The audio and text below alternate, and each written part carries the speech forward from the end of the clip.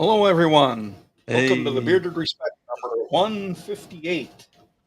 Woo! Hey, everybody. Happy Thursday, Hello, everybody. hello. Welcome, everybody.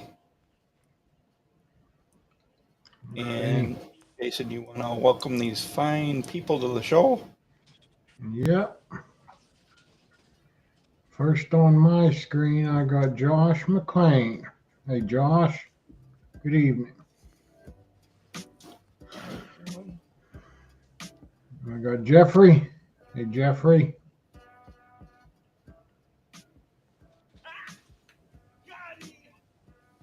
Mrs. Bruce City. Hey, Becky. Hello, Becky. How you doing, honey? Hey, Dustin. Good to see you. Beans. Welcome. No way. Bob Morgan. Hello, Bob. Hey, brother. Santa Tom. Hey, Tom. Good to see you. Welcome. Excellent. I got Kenneth Mitchell. Hey, Kenneth. How you doing, Ken? Hello. Hey, Chief. Good to see you. Chief. Hello.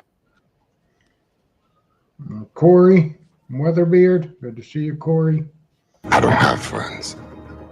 I got family. Hey, Jacob. Good How to you see doing, you. Jacob?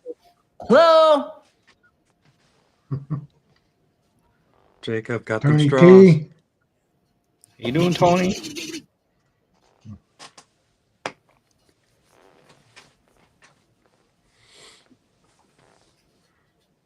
Whiskers and Whiskey. See ya. Doing? Hello, neighbor. Hey, Scott. Scott Jones. Thanks for Hello. joining. Maybe I am insane. Maybe I am insane. Hey, John. Good to John, see how you, you Foxy. doing? No way.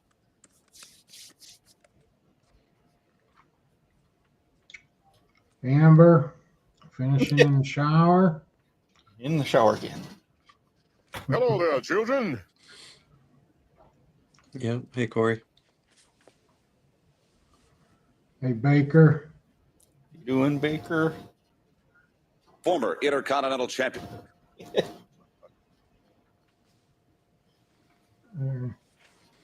Hey, Ray. Good to see you. Hello there, children. How you doing? Hey, Jack Stud. Good to see you. Good. No way. Jim Gaston. How you doing, Jim? What did he say? I'm guessing these are a lot of lit fans or, Lit or Renegades? yeah, seeing a lot of new names here. Got Hip Hop Anonymous. How you doing?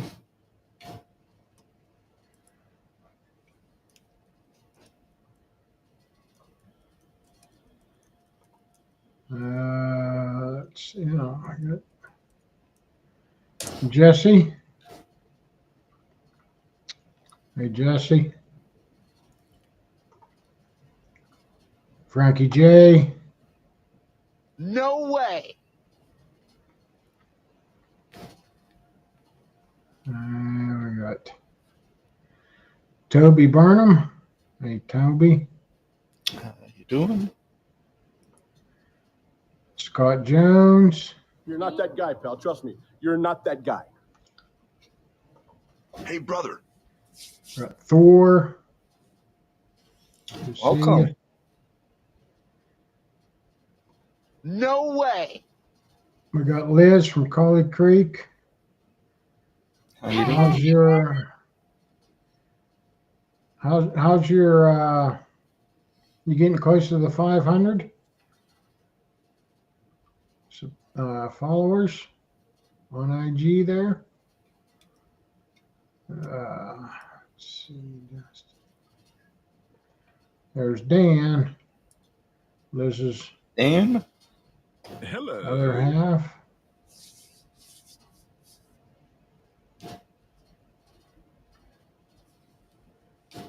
Josh, right. Self-care hangout. How you doing? Hello. There's Ken, back home from his vacation. Hey, Ken. Hey, Brad, good to see you. How you doing, Brad? No way. Ray Sandoval, good to see you. You what? 3D, How you doing?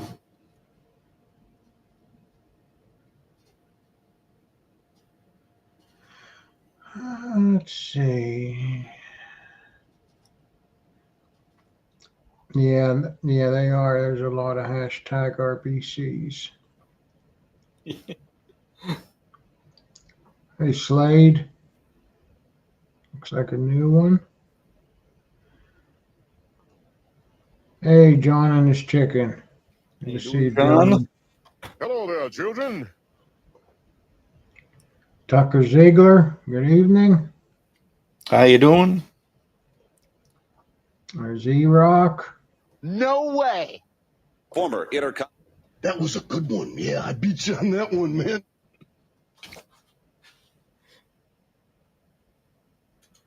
Let's see, just okay.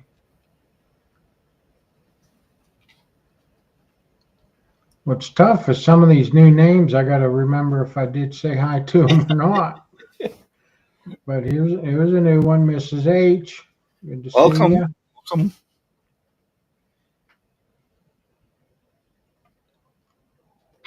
Hello. If we missed you, no Chris. offense. Yeah, How you doing, Chris? Chris. Hello, neighbor. And,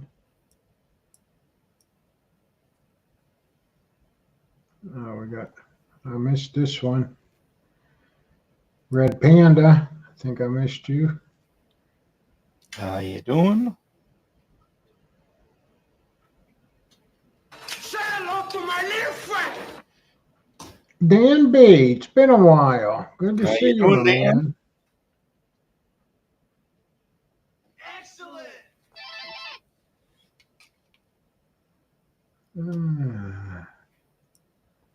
Jimmy Hall. Jimmy. How you doing, Jimmy? No way. Man. Oh, there's True North Tara. Hey, Tara. Good to How see you you. doing, Tara? Hello, murderer. There's Lordy Craggs. Hey, Lordy. Hello there, children.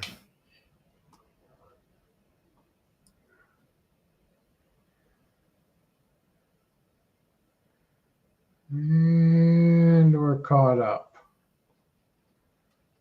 Okay. So Well, I we think, hope we got everyone. yeah, if I missed you, sorry about that. We're pumping with 44 strong already. Yeah. Dynamite was going to join us tonight, but he's having some technical difficulties. I'm not sure if he's going to pop in later or not, but I'm sure he'll be in the chat of some form or another. Yeah, he's in the Mike's going to green be on a room. hiatus for a while.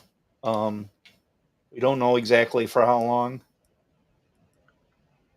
but I know he's with us in spirit here regardless. There's babysitter Jess How you doing? and Matt. Hey, Matt. Good to see you. and we appreciate everyone coming in tonight. Other than Flannelpalooza happening on Saturday, I don't know that we have any other announcements, but we will be talking about that tonight. Yeah, I don't have anything special going on myself. Nothing to report on. Yeah, well, with that, we may as well bring on our guest for tonight. Yeah.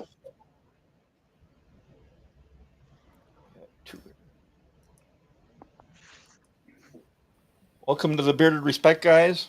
Anthony and DQ. Hey, Good evening, guys. gentlemen.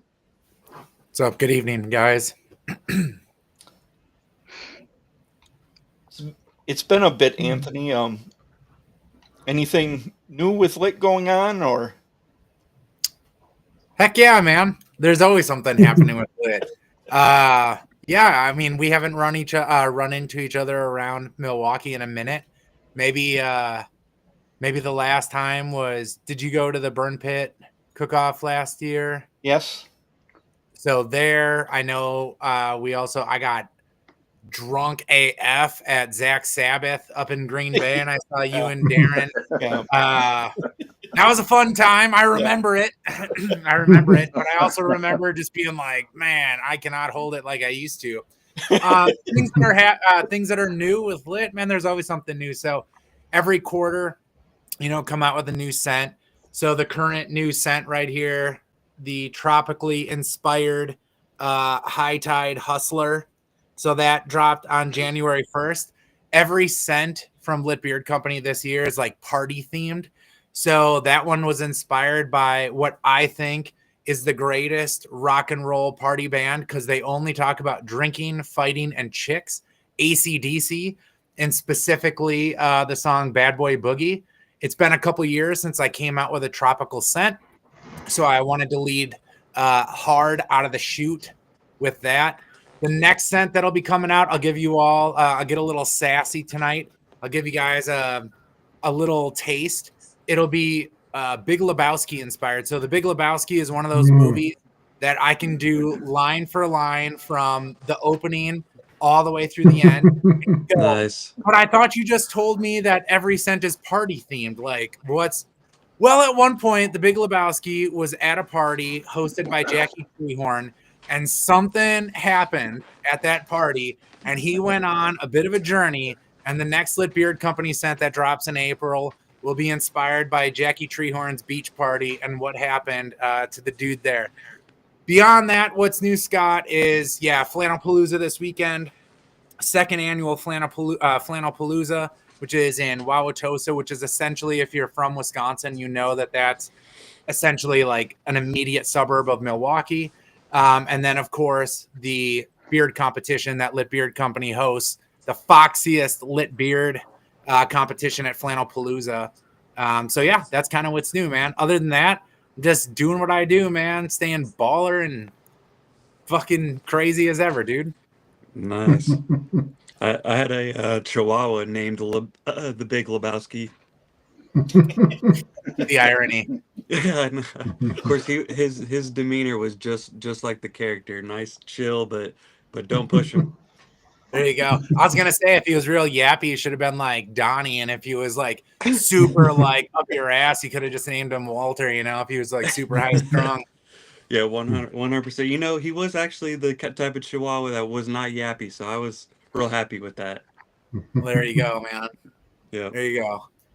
And then, of course, we got Darren. So DQ. Yeah. So just like you, Scott, Darren is a Razor hater, Lit Beard Company fan, Scent Club member, but also, like you guys, I could hear you guys kind of saying in the intro, a lot of Lit Beard Company fans tonight, a lot of renegades. So Darren, as you know, Scott, as you know, all about that kind of Wisconsin chapter. So Darren is a 2-time Lit Beard Company Bearded March Madness. So that's the online beard competition. And as such, it only made sense that he would be a judge. So last year, he was one of our judges for the Flannelpalooza beard competition. And he's back this year. along with Melissa from the Flannel Fox in Wauwatosa. And then fellow Wisconsinite, fellow beardsman, Ken Sconson is going to step in and be one of the judges as well. So those will be our 3 judges.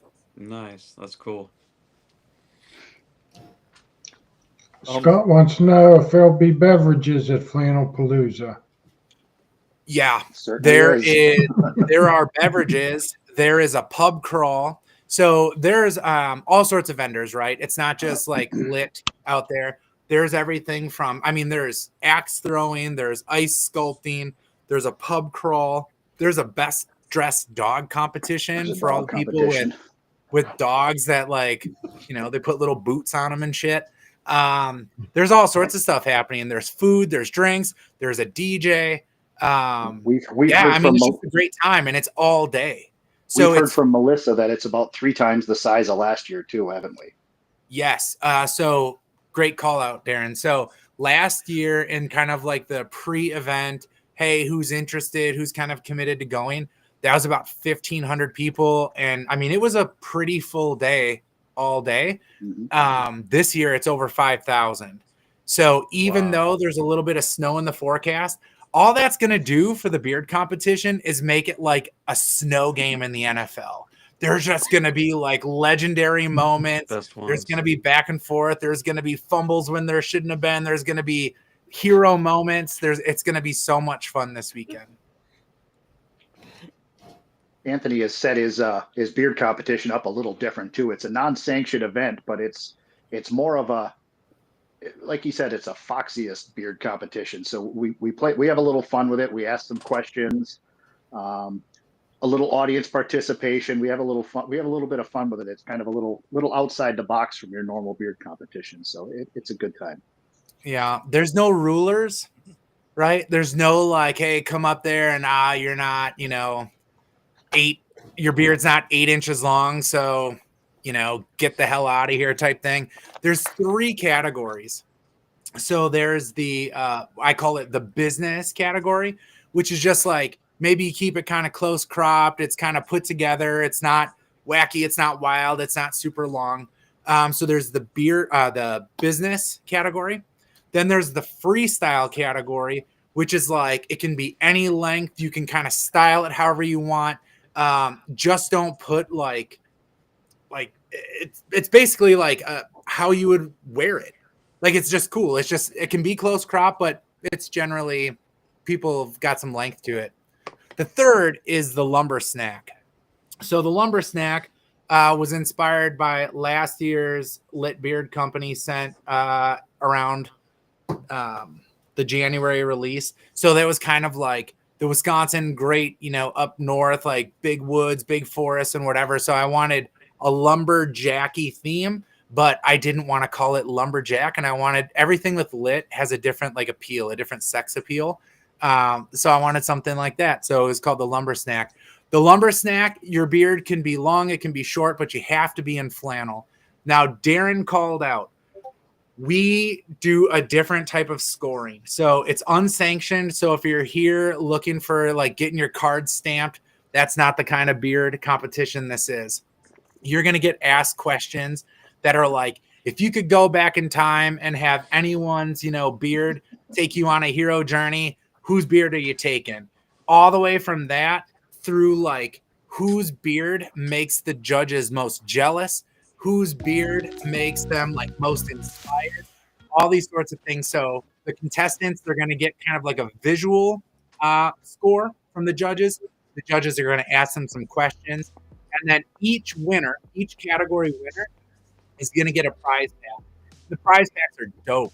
I've got everything from really like nice bourbon, like Rare or whatever. So they'll get a bottle of bourbon. They'll get all sorts of swag from local shops in Wauwatosa. Of course, I'll be throwing in some Lit Beard Company stuff. And then each category winner, so the business, the freestyle, and the lumber snack, will go heads up, head to head, and basically like the grand champion opportunity. So it'll be by the volume of the crowd, and whoever wins that becomes the grand champion of the day. And the grand champion this year wins a Pit Boss smoker pellet grill, along with an additional bottle of Canadian whiskey and some other swag. So it's $10 to enter. All the money that we raise goes to Project Welcome Home Troops. So just like Lit donates $1 from every sale to Project Welcome Home Troops, all the money that gets raised will go towards our yearly donation to Project Welcome Home Troops. And then guys that compete, they're going to get everything from a goodie bag just for competing all the way up through whoever the grand champion is. They're going to walk away with a pellet smoker grill. Now, some guys, Darren has been a champion, fellas. He has recruited dudes from out of state. I'm not a part of the judging, so I can't fix this. I'm hoping the person's going to be able to take that grill home with them that day. That'll make it easier for me. If we got to put it on a plane or some shit, like it's going to be a little tough logistically. But whoever wins, whoever the audience loves, I can't wait to be able to give that smoker grill away. Nice. That's cool. Yeah, if I got to break it down in parts and mail it to you one at a time, like it's a Johnny Cash, put it together one piece at a time, I'll do it. But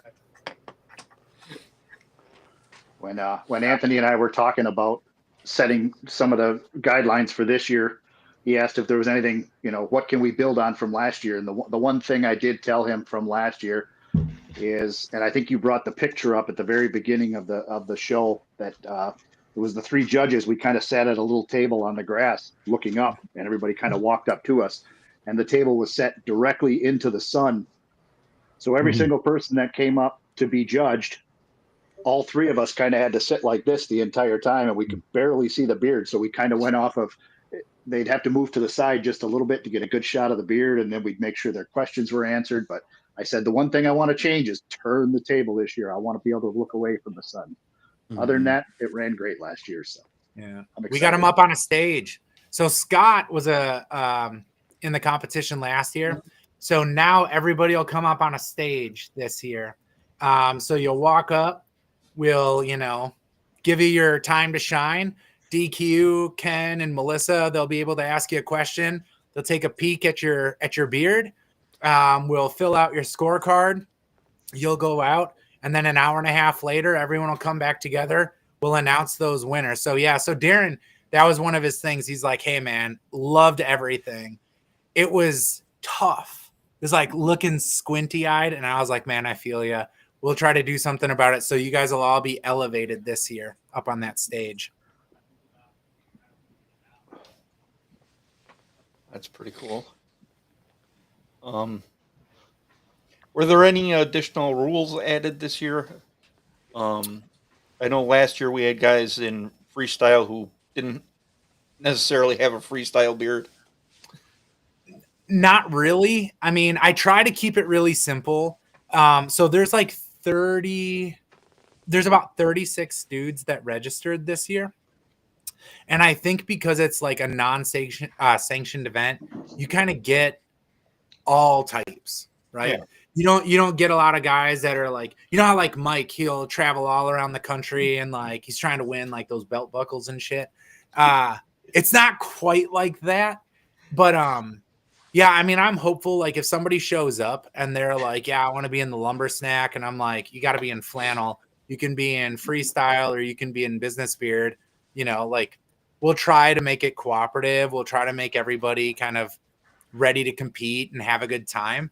But no, I didn't really add a whole bunch. I will tell you that if this happens for year 3, I think I'd like to open up more to the opinions of like the judges. Like, what should this be? Like, how do you guys want to do this? Because right now it's just kind of like a creation of mine. And I'm trying to keep, like, my secret sauce, Scott, is keep it simple, keep it easy, and keep it consistent. Reduce complexity, reduce effort, and just keep on doing that.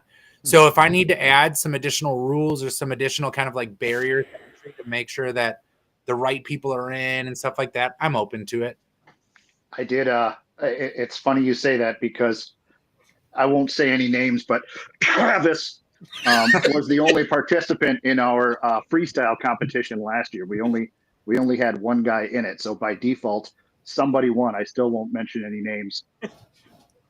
LOL. But so this year, I noticed already a couple of guys that have joined the freestyle. So he's got some competition this year. And I did say to the guys, hey, freestyle judging this year, you're going to need to bring something a little bit different. I said, let's go freestyle, bring something to the table. So I'm curious to see the couple of guys that I've mentioned this to, and anybody that might be listening to it right now that is part of the freestyle event. Let's bring it. Let's do something a little. Let's think outside the box a little bit on the freestyle. Definitely. Scott, you said you're doing freestyle, weren't you? Yes. Let's You're doing go. freestyle. Let's go, Scott. Yeah. I can't wait to see what you come up with. Well, hopefully it works like I hope. Are you just going straight styling aids? Are you doing any like things in it to help hold it? What's your Not in it to hold it. Just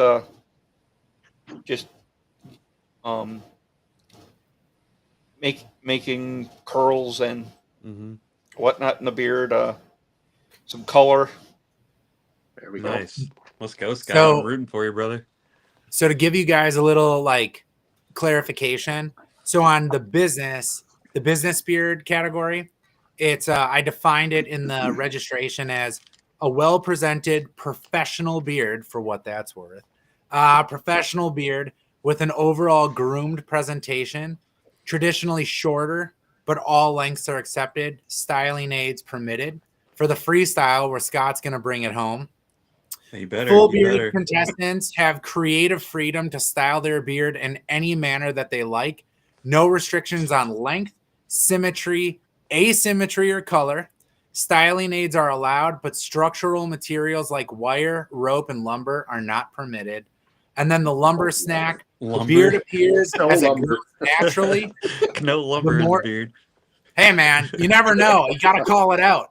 You have no That's idea. funny. Some dude's gonna like put a log in there. He's just gonna be like, see, like he's gonna be knocking people out with it. Yeah, some 2x4 hanging out the side. Hell yeah. Hey, if you can imagine it, it's just like sex. If you can imagine it, somebody's doing it. Then lumber snack, beard appears as it grows naturally. The more natural, the better. Must be in flannel. If you show up and you're not in flannel, it's Flannelpalooza. Go buy one. Otherwise, we'll just put you in another category. So those are kind of the stipulations. And then the judges are going to judge on these criteria outside of asking questions. So criteria 1, jealous AF. How jealous does your beard make the judge? Like, how much do they wish they could grow what you've got? The second is confident AF. The best beard doesn't exist in isolation. It should be a part of an overall look that's clean, stylish, and put together. Dress well, pay attention to details like grooming your beard and hair. And third is creative AF. You didn't just show up with a beard. You did something to make yourself stand out, so bring it. So I am confident that there's going to be like an airdrop or something for Scott. He's going to like rappel down from a helicopter. He's going to do something. I don't know what it's. He's hired a marching band. Something is going to happen. We'll record it. We'll get it on TikTok. We'll hashtag bearded respect. The whole world will see it. I just need Scott to have them guns out with a cut off flannel. That's what I want to see. Oh, That's what I want to Could see. you imagine? Coming at him like Rowdy Roddy Piper and They Live. Exactly it. Yeah. Yeah, in the snow. You can't show up to a beard competition scared, Scott. Bring them ski boots. There you go. I don't know. Last year I was kind of intimidated by the guy who won the business beard, though. Andy, so funny He won enough, the overall, so didn't he? I asked him if he would be interested in coming back to judge. And he was like, I don't know. I think I just maybe kind of want to like spectate. And I was like, okay, well, here's the deal. If you want to spectate, no problem. If you're there, maybe you can, bestow the grand champion like plaque to the next champion. And like an hour later, he's like, no, I've decided to compete. So it's possible, ladies and gentlemen, that we'll have a 2-time grand champion, or it'll be a changing of the guard. We'll have to see. I don't know. I don't control it. I'm just there looking good, sounding good, and even seeing it. I do accept bribes. Are we still going to run my Cash App across the bottom here just in case? Yeah. Darren Vonage Quazzo. Look it up.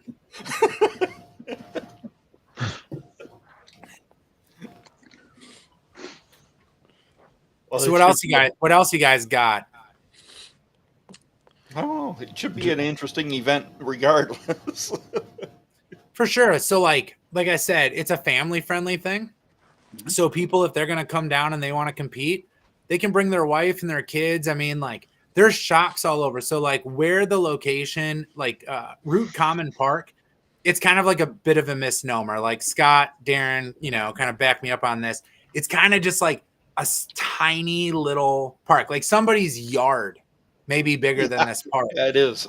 But it's surrounded by the Tosa Village. So there's all sorts of cool shops, restaurants, bars, pubs, etc. And then this year, instead of it just being contained in the park, they actually blocked off the street. So that whole street that kind of approaches the park is where all the different vendor tents and stuff will be. And then the competition, the beard competition, will be back up in the park. So like kind of about 100 yards from, or not 100 yards, 100 feet from where the Lit Beard Company tent will be. So yeah, that whole kind of like road there, that whole kind of hill, that's all going to be vendor tents. So there's going to be stuff all day. It'll be pretty tight. It's funny because about 2 days ago, because I took a walk before or after the event, and I was seeing some of the vendors down there, and I bought a couple of things. And I bought a candle last year at a place, and I was looking about 2 or 3 days ago. I realized the candle was completely dead, and I looked at it. I'm like, oh, good. I hope this guy's the Big Cock Candle Company. I hope he's got another booth set up there again, because I got to get me another candle. Yeah. I was going to say, was it the Big Cock ones? Yeah. It was the Big Cock. Oh boy, I hope he's talking about chickens. Yeah. That's what the logo looks like. It's a chicken logo. Yeah. So a lot of these good guy. vendors that are down there, so like Flannelpalooza, it's kind of like the brainchild of Melissa, who she and her husband own the Flannel Fox. So that's kind of like where the name comes from and stuff like that. They're big Lit supporters. They carry Lit in their store. For my normal 9 to 5, I actually work. So I work for a business here in Wisconsin, and Melissa works there too. She kind of works as like a talent recruiter. And so a year and a half ago, they said, we're really interested in putting together this kind of Flannelpalooza, and we don't really know what it's going to be or what it could be, but it's going to be awesome, and it's going to be in February. And I was like, where? And she was like, oh, it's going to be outdoors. I was like, are you fucking kidding me? Like, you live in Wisconsin. It could be 50 degrees in February. It could be negative 50. Like, what? And she was like, people will turn out. Like, let's give it a shot. And I said, okay. And so originally Lit was just going to be a vendor. And then started talking a little bit more. And she's like, is there something that you think you could do? And I said, well, I've never put on an in-person beard competition. Let's do it. So Flannelpalooza is a lot. It's a lot of fun. All sorts of different vendors, barbecue vendors, drink vendors. Guys will be putting there like Rustic Oak. Those dudes are pretty tight. Like, they've got all sorts of different. He's also a veteran, so he's a veteran-owned business, just like Lit. Put together different drinks and stuff like that. Bucket Tobbin, they had cool little shots and stuff. There's so many fun things down there. And then, of course, like I said, axe throwing, chainsaw carving. I mean, it's nuts. The village of Wauwatosa is just a beautiful area. That whole it's just all of dope. Wauwatosa is great. Yeah, it's just great. And like to Darren's point, like the area is really nice. Like, you just come down there and you have a good time, and you're surrounded by good people. It's not a lot of like bullshit. You're not dealing with a bunch of hassles. There's plenty of parking around the village. Everything is very walking friendly. So, I mean, it's a really good time. Nice. Last year we had somebody come up from Indiana just for the beard competition. This year we've got, as I know, we've got Indiana, Minnesota, and Nevada are all coming in for the competition. Dude is flying in from Nevada just to come and like rep. Do you guys have like the furthest traveled category? I don't, but I'll have to call it out. Yeah, I mean, so you guys said, kind of in the intro today, as Darren and I were kind of like in the, the green room or whatever, like, man, there's a lot of like Renegade, there's a lot of Lit and stuff like that. A lot of Razor haters dig Lit. You know, they're pretty loyal to it, pretty enthusiastic. And of course, there's a lot of Lit club members and supporters that are in the Renegades. So when we have an opportunity to kind of come together and do stuff, we dig it. And Lit has a charitable side. And of course, the Renegades, like, that's their thing. Like, they love the brotherhood, they love charitable stuff. And so to be able to come out, maybe get ultimate bragging rights, maybe a little bit of that shit talk to the other club members for a whole year of like, who's holding what trophy, it's a lot of fun. And so to have somebody show up, not just from, you know, the community, which is dope, but to literally come across the country to compete in this, I mean, that's pretty awesome. Yeah. Yeah, definitely. Yeah, it's definitely shown some love for your fellow bearded brother. When Darren's the fucking heartbeat behind that. So in all those discords and stuff like that, regularly and consistently encouraging people to sign up, regularly giving people updates, sharing everything that I post on Instagram or Facebook. So Darren, I mean, I'd have to say half the people that are going to show up are just there because like you threatened them. So I appreciate. I brought the guns out. I bring the guns out once in a while when they're needed. No, but for real, thank you. I appreciate it. I really do. You've been such a strong supporter of everything, every club I've been a part of since we started this journey together, that it goes without saying that Lit and the Wisconsin chapter has always been kind of connected at the hip for a few years now. So we've done quite a few different things together, and it's a nice connection we have. Definitely. Awesome attracts awesome. That's it. Yep. Plus, we have the same epic music taste, and we have the same epic taste in music, so that helps. Absolutely. Like I said, the last time I think the last time I saw you again, I was beyond pissed drunk at Zach Sabbath. I didn't show up that way. I showed up sideways. I showed up kind of. You were a little sideways by the time we saw you. Yes. Yeah, for sure. Just a little bit. But I recognized you. I was still coherent. Definitely near the end though. I was like not human form anymore. So, it was a good time though. Yeah. It was a good time, and I got to run in. There was at one point I was walking around, and people would see like they'd be like, "Hey, you're the dude from Lit Beard Company." I'm like, "Hell yeah!" The other day, somebody was on a flight, and I got a text message that said they were going through TSA, and the guy was like, "You buy Lit Beard Company? So do I." And I was like, "Man, that's fucking awesome!" Like just any of those things, running into dudes at concerts, like just being out and somebody being like, "Hey, you use Lit," and I'm like, I kind of have to, you know. It's just like they see me and myself. Like I dig it, man. It's so much fun to run into you guys, or like when we know that we're going to be in the same place, just to come through, hang out, have a cocktail, shoot the shit for a little bit. You know, it's always a good time.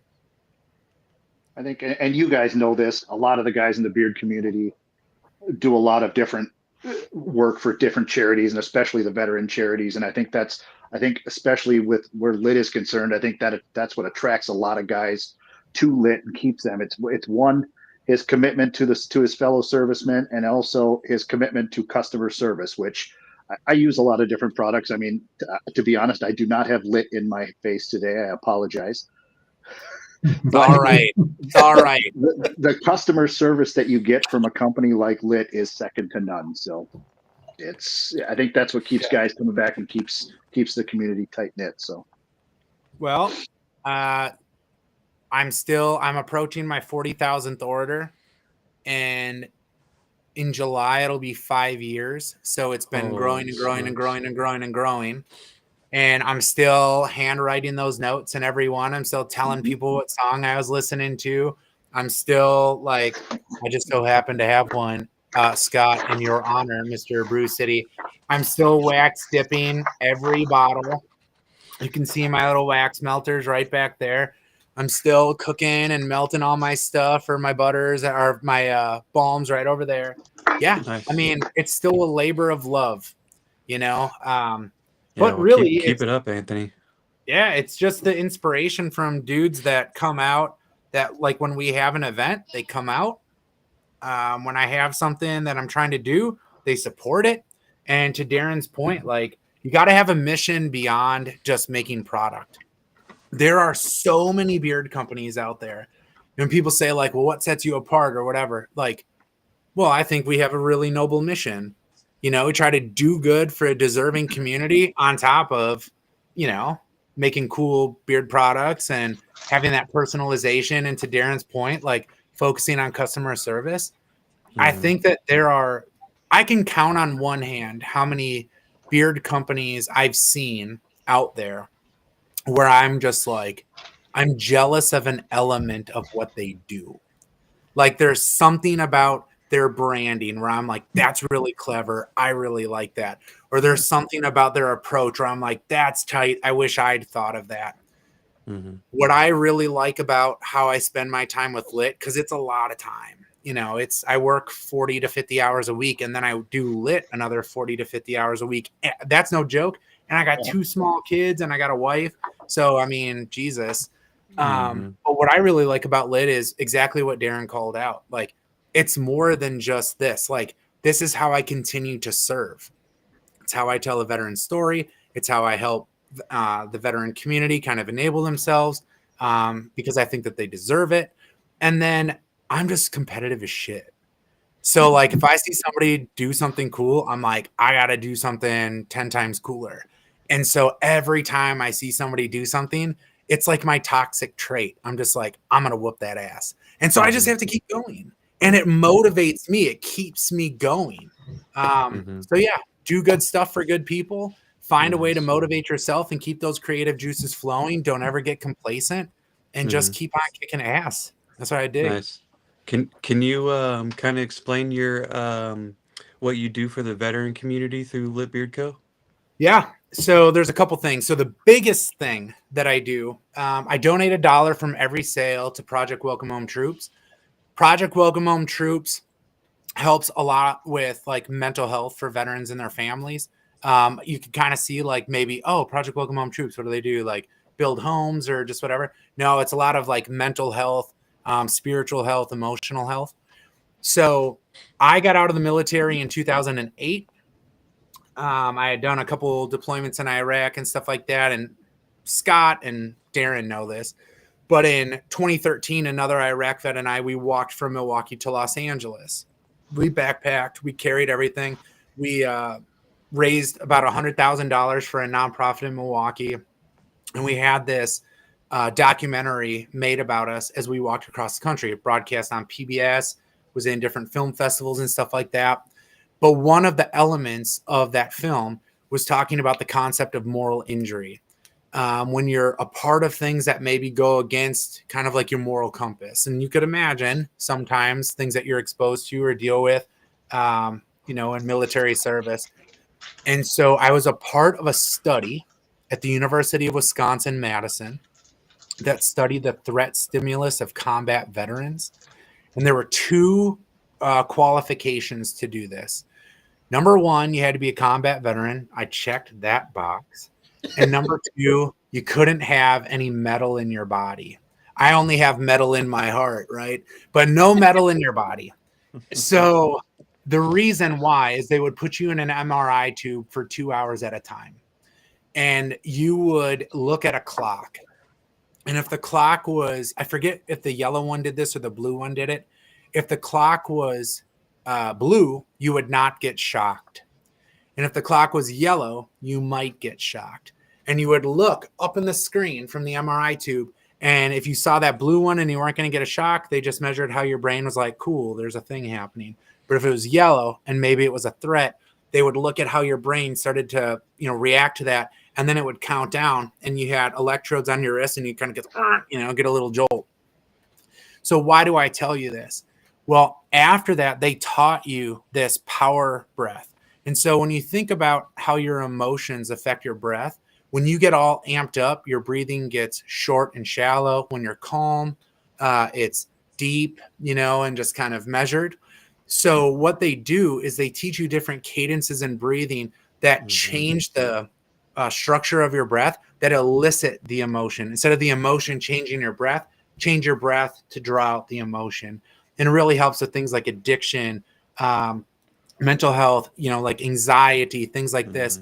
And so Project Welcome Home Troops, when they teach you this, they offer this service, which is a 4-day class completely free for veterans and their families. So it's like, hey, it's not just the veteran, it's not just the warfighter, it's also his or her spouse, their children, parents, their kind of support network, because really people focus on the veteran, but they overlook the fact that military service can be traumatic for the family as well. So they really try to bring them in and give them ways to kind of deal with stress and anxiety and addiction and really the host of issues that keep you in an unhealthy place. And so the way that LIT continues to contribute is donating $1 from every sale to that organization. We do that on Giving Tuesday. So that's the Tuesday after Thanksgiving. So all year long, we do that. We donate that $1. And then we have like juice moments like Flannelpalooza, where, hey, if I get 30 people that come through and they all pay $10, well, that'll be another $300 that goes. So in 4 years, LIT has been able to raise $74,000 for Project Welcome Home Troops. And that's just a way to continue giving back. Beyond that, there's other times where people will be like, hey, we've got this veteran charity or this veteran event. Would you be willing to come out? Could you help raise money? Would you donate something so we can raffle it? And so I always try to do that. I always try to stay involved. So yeah, I mean, that's kind of how we do it, dude. That's cool. That's really cool to hear.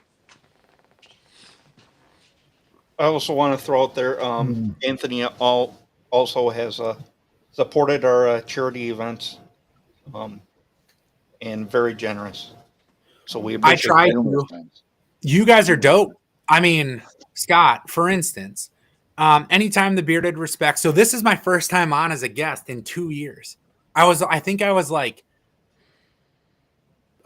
show 55 or 56 or something like that. Yeah. I came through one time, I think when you guys had your 100th stream as kind of like a drop-in type thing. But every time I'm out in the community and there's something happening, I see you and your wife. Every time. And like, I appreciate that. You could easily just keep your feet kicked up, do your thing, but you don't. It's like, hey, I'm out here doing this thing, or I'm out here supporting, this burn pit, barbecue or something like that. Come on through. I see you everywhere. I mean, for real. And like, I appreciate that. So if I can reciprocate and you go, hey man, we're doing this thing for prostate cancer. Can you? Yes, I can. Hey, we're doing this thing. Can you help? Sure. Of course I can. Awesome attracts awesome, man. I called it, It's like, that's what you got to do.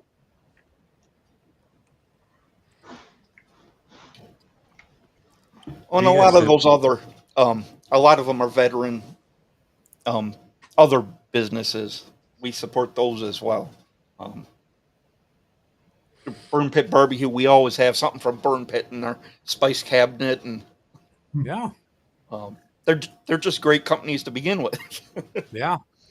I don't know what it is about. Maybe it's like a sense of duty, or maybe it's like the commitment to like getting shit done. But yeah, I think that there's an implication about like when you see veteran owned, sometimes people just want to say thank you for your service, but I think there's something about the quality of the work that you do too. Yeah, definitely. I have no clue what this is about. I'm just shaking my head over here. Oh, is it? I'm guessing. Yeah, that's what I'm guessing. Is it on the label of High Tide Hustler? Are they saying like, are they saying that's you, Scott? And then a chick that's so thick, they got 3 C's on the end of that. That's hilarious. Yeah, I don't have a lot of shame, fellas. I got scents called Spring Break 3-Way. I got High Tide Hustler. I got them all, and people get kind of sassy with me, man. They'll say all sorts of stuff. They'll DM me crazy shit. They'll tell me people have ordered from me and gotten my package.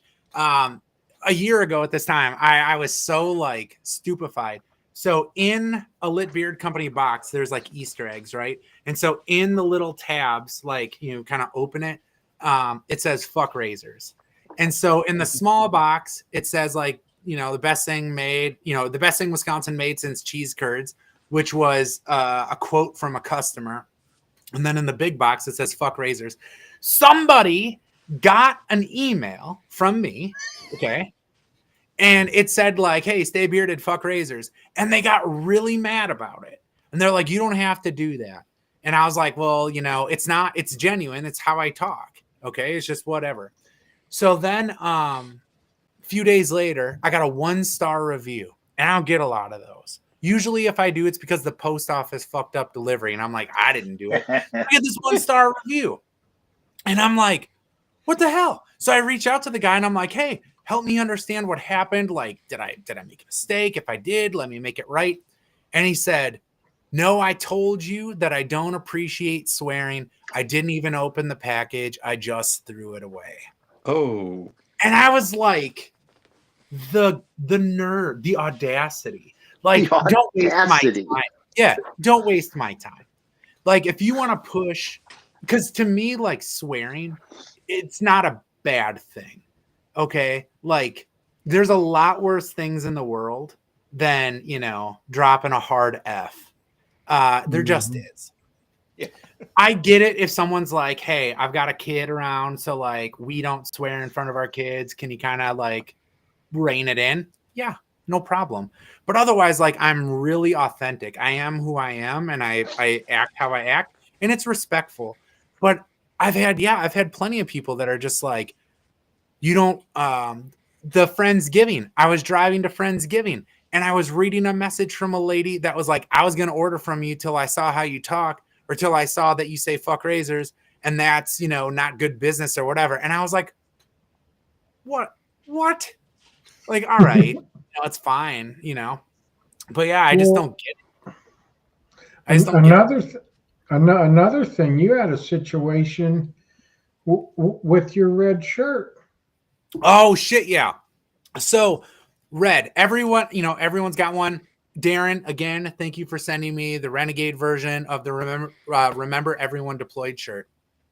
So the Lit Beard Company version of the Remember Everyone Deployed shirt, it's pretty benign. It's badass, but it's pretty benign, and it has kind of like the shadow, like the outline of a rifle, like an AR rifle with a soldier. And one of the customers was told that they couldn't wear it at their job because it, you know, had a gun on it. And like, this is nothing. It's not like glorifying it. It's not even the highlight of the shirt. And so, yeah, they were told like, you can't wear that shirt. And it's literally a Remember Everyone Deployed. It says that on the shirt. Was it just like a silhouette or something like that?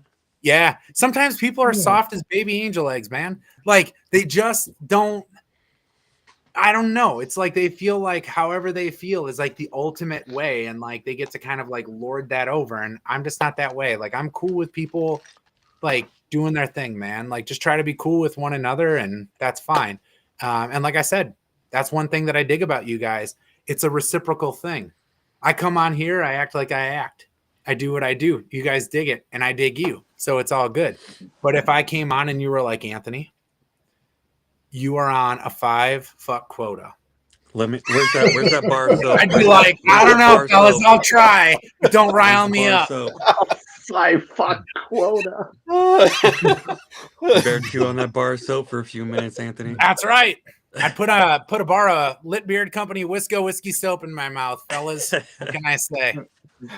We've been asked that by other companies we come on, if they have to watch their language. I said, just be real and be who you are.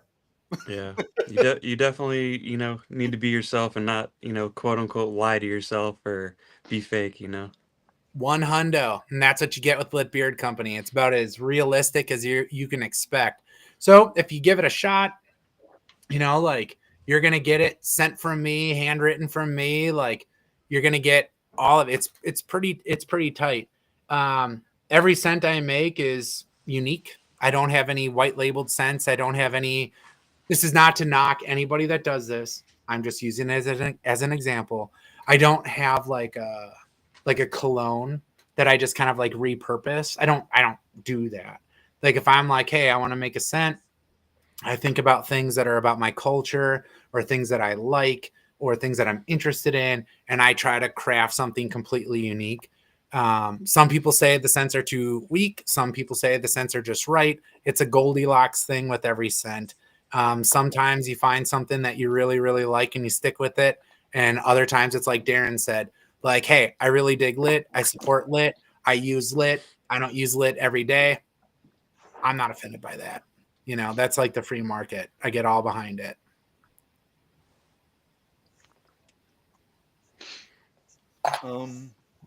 Here there was a comment.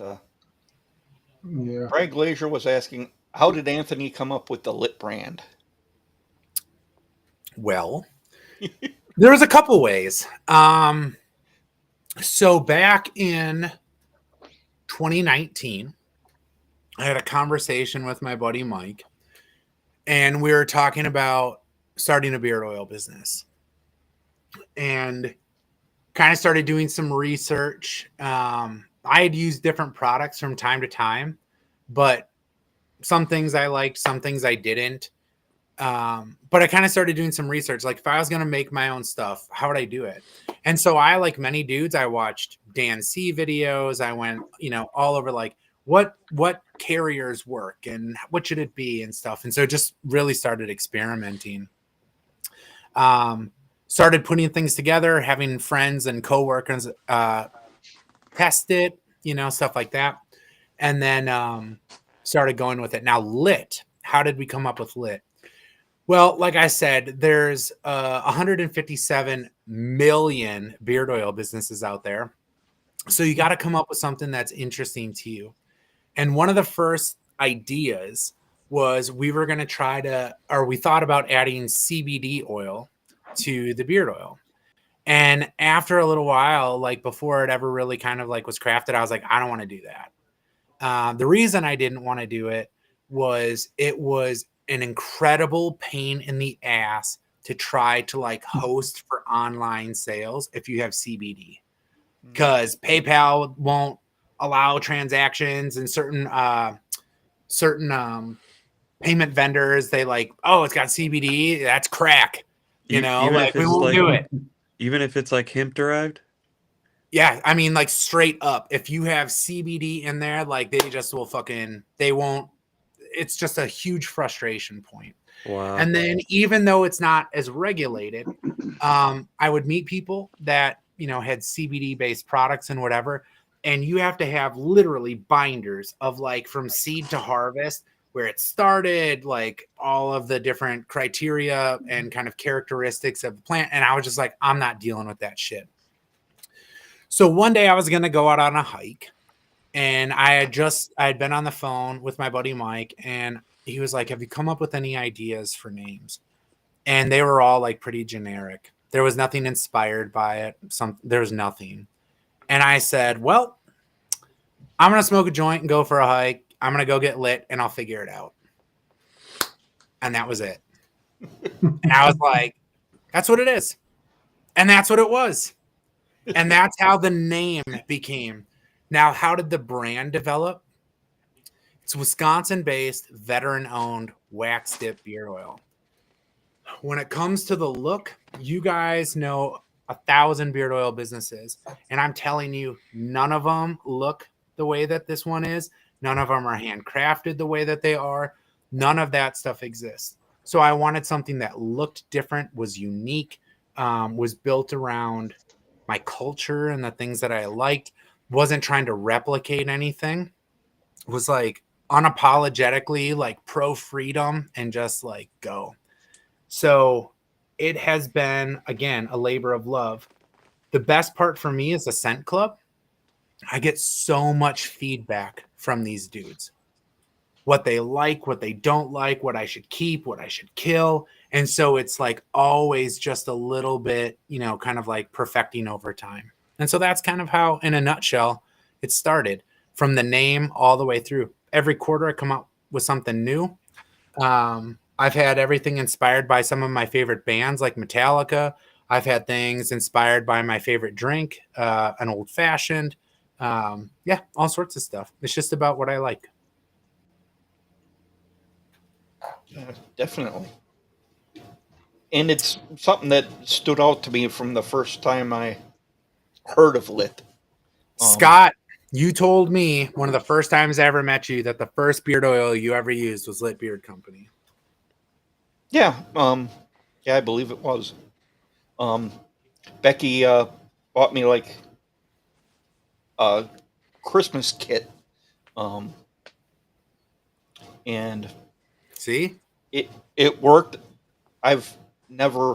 I had beard rough pretty bad, and I've never had an itch when using lit.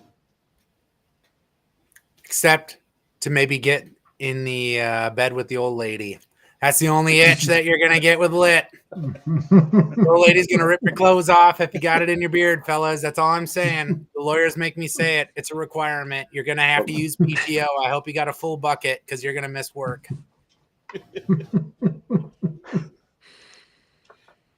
And Becky even has a favorite scent that she's always liked, and it's probably not one I would have ever picked. What is it called?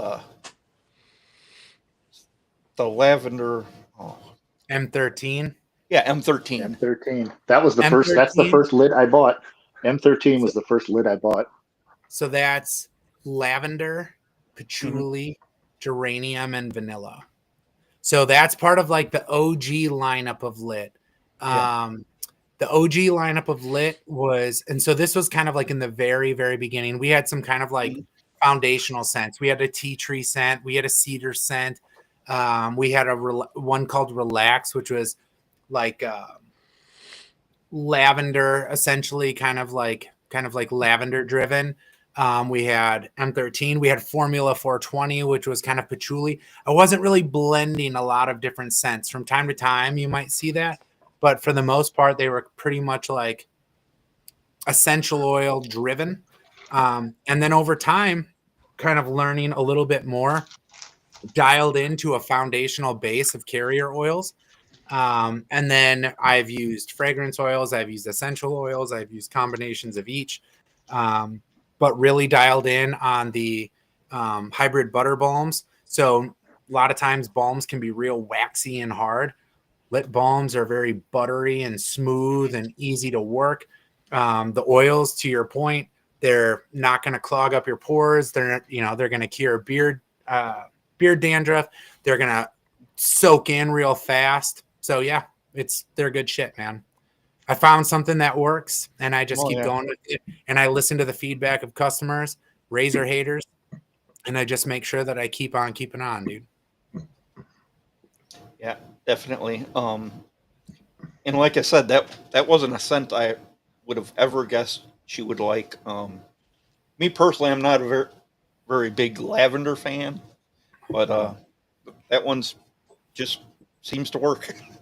I'll tell you, in all the things that I make, the one scent that is most divisive. You know what? Here, before I tell you, I want to ask you guys, what fragrance, what scent, not combinations of, sole individual scent, do you think is the most divisive scent in the beard community? What do you think it is? Leather. Okay, so Darren says leather.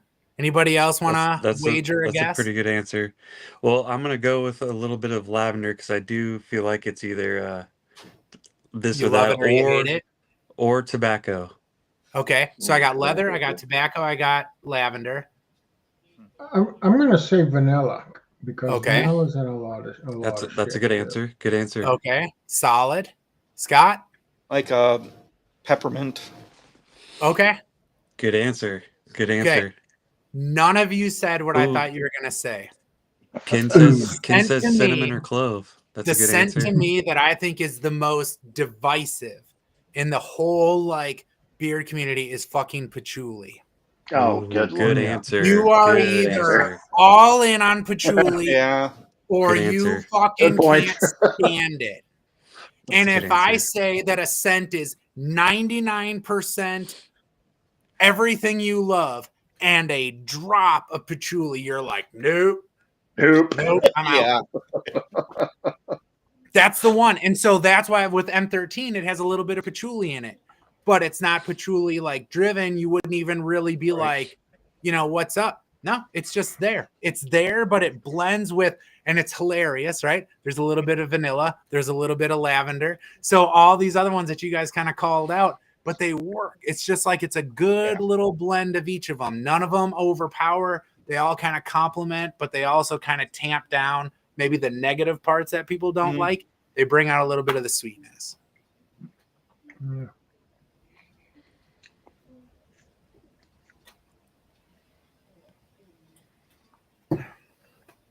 So, DQ, how did you find lit?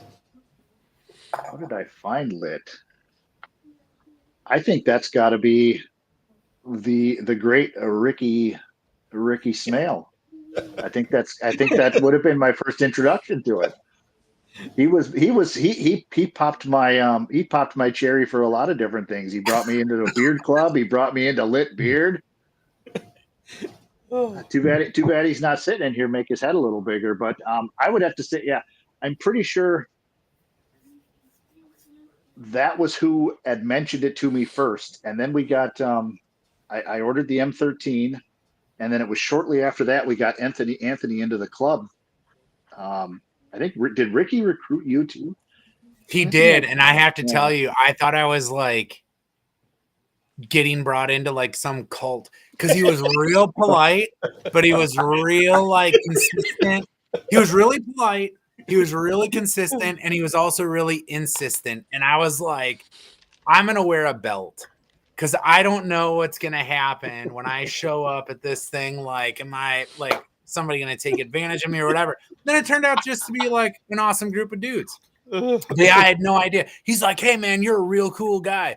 You like hanging out with other cool guys? I'm like, where the fuck is this going?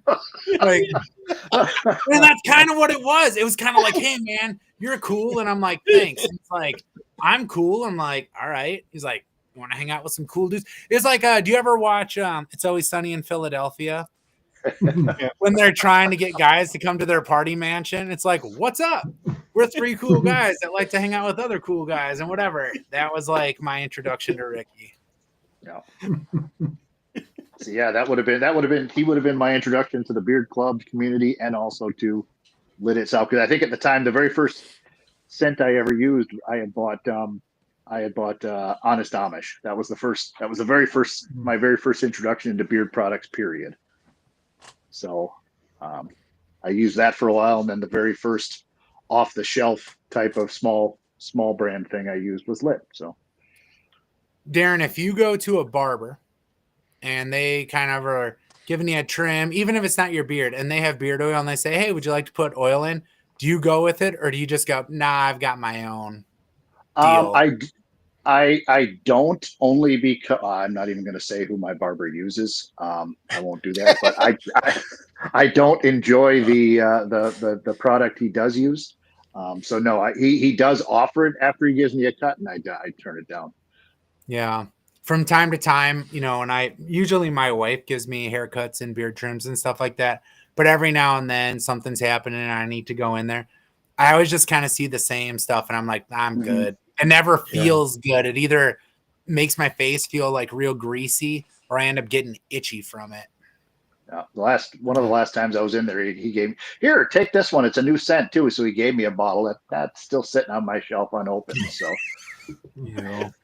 Yeah, I would imagine they're not quite as high quality ingredients as our small batch beer companies. No.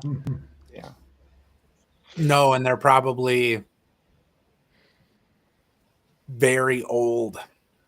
They're probably something, that's got enough preservative in it that it's gonna stick around for a minute. A lot of the dudes, and like I said, when I see different small batch companies, I'm curious, right? Like there's always those debates around bird oils or non-bird oils and what should something be and stuff like that. And actually I just had a guy message me the other day who said he really likes lit oils and his son wants to start making his own oils for his dad, for him, right?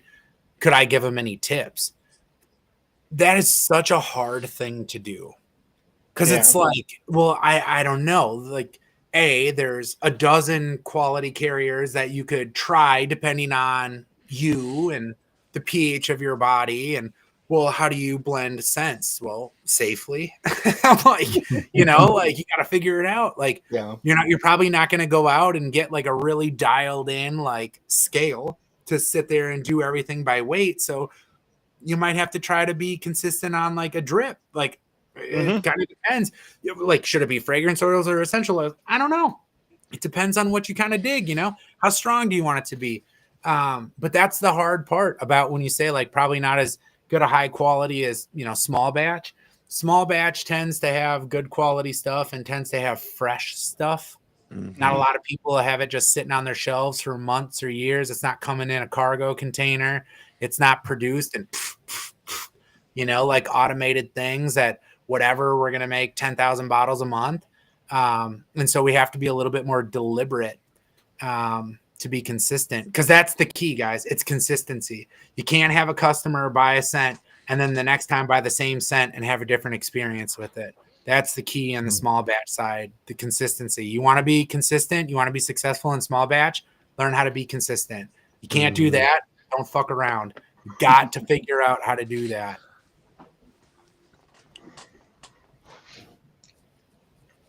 What are you guys sipping on tonight? New Glarus. New Glarus, Wisconsin, Belgian red. Just a beer. Nice. I just picked up a Woodford Reserve double oaked I picked up over the weekend, so I was sipping on that tonight. Solid. Nice. That's pretty good. I just got my old Bearded Respect mug. Shout out to the Bearded Respect merch shop. There you go. Yeah, definitely looks pretty cool. You know, I have to say, I feel like I talk a lot. I feel like I got the That's gift all of right. gab. That's No, I feel like fine. I got the gift of gab. Like, Darren, do you mind if I ask you a question? Of course. What are you hoping to see out of the contestants this weekend? Because we never know. You never know. Like we say, it's non-sanctioned, so it's not like dudes that have, you know, are normal in the competitive space or even know what to expect. Some of these dudes, I will say the best part, like I said, it was hard to see a lot of the guys last year. So I think I was talking to Melissa afterwards, and some of the most fun we had was listening to the answers the guys had for the questions. So we had a wide range of questions. I can't remember exactly what we asked last year, but I know I've seen the list of questions we're using this year. I came up with one or two of them as well, and that is the part that to me kind of sets this one. It gets the personality. It's the creative portion, the creative AF that you were talking about. To me, that I'm looking forward to seeing how these guys think outside the box when we ask these questions. Because the one question I submitted to you about the razor company, that one I'm curious to see what they can think of outside of your normal stock answer. So looking forward to that. I'm looking forward to the freestyle competition because I know there's a lot more guys in it this year. I want to see something. Like I challenge the guys to do something a little different. Like Scott was saying, he's going to do some curling or whatever he's going to do over there. So let's see something just a little don't different. show up with wood in your beard, bud. No, wood. there won't be any wood. See, like Scott, I feel, for what it's worth, I feel like when it comes to the questions, you have like a leg up on other contestants because you do this show. Like you have to be conversational. You have to ask questions. You have to be able to think on your feet quickly if people go fucking sideways with an interview or something like that. So like when you get a question answer, because none of these involve math, you know, they're just like, they're creative, but like, yeah, you get asked, you know, 2 questions or something like that. So that's what Darren's looking forward to. These things, I mean, and they're off the wall. They could be, what's the worst food that, you know, to have get stuck in your beard, through your beard has a superpower. What is it and why? You know, it's like, it's all points in between, you know? Mm-hmm. Yeah. I just want dudes to show up. You know, I just want guys to show up and have a good time. You know, you had enough show up last time. You have a lot of registrations I feel like last year, I don't remember. I think Darren was just asking me this the other night. I think we had 42 registrants, but then like I don't remember. Let's just say there was 25 people that showed. I want to say there might have even been less than that because I was just looking.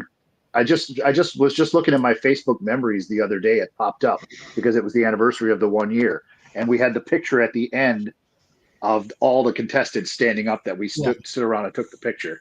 And I would say there was probably about 20 there, 20 to 22 maybe.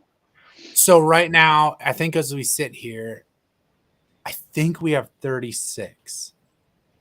And I've had a couple people say like, "Oh shit, I forgot." Or the ones that really get me, I'm going to tell you, just between us girls, the ones that really get me are the ones that are like, "This is in person?" Like, yeah. It is. Like, yeah, you actually have to be physically like, "Oh shit." Like I didn't realize. Like, yeah, you do. We did have in the club. I posted something about it again the other day, and I'm not sure if it was him or not, but we have a prospect from Australia in the club, and I think he was the one who asked.